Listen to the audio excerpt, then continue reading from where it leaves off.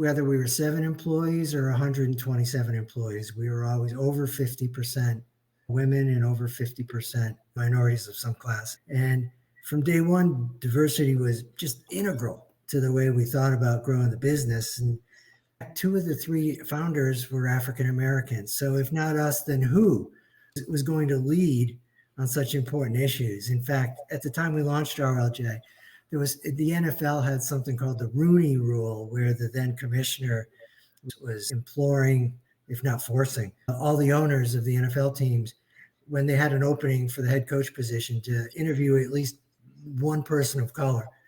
And Bob Johnson was all over CNBC doing the same thing, calling it the Johnson Rule, knowing that he was borrowing from Commissioner Rooney, but making the point that the same thing should happen in the corporate world, that anytime a senior level position opens up, that an organization should and would benefit from the same policy.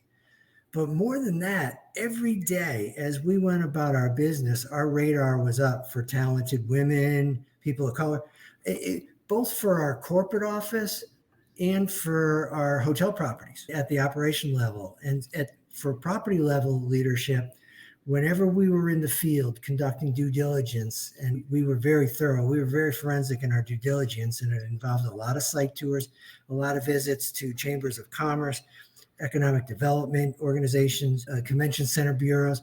Whenever we encountered a woman or person of color who impressed us, we made note of it, and we kept track of them, and we stayed in touch with them.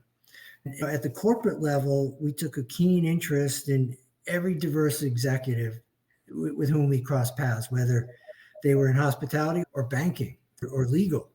Even if they had no hospitality experience, we were willing to take a chance on talent and energy.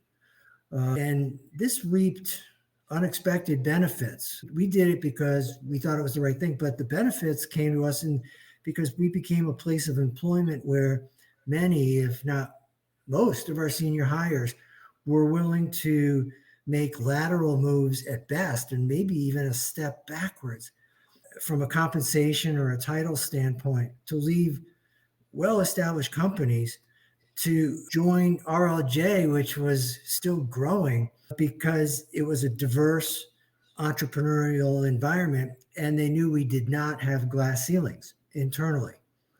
And there's so many examples. Almost every senior person at RLJ came in that way. But probably the best known example is Leslie Hale, because she joined us from Goldman Sachs and GE when we were still a mid-sized company. And she was just coming in as a VP of finance. But she rose all the way from that to CEO by working her butt off, learning the hospitality industry, and taking the chance to join us in the first place. Yeah. And you developed someone into someone who's passionate about the hospitality industry and is a major leader within our industry. A lot of people do look to her as a great example of what we can achieve within our industry, where there are opportunities for everyone. So it's an inspiring arc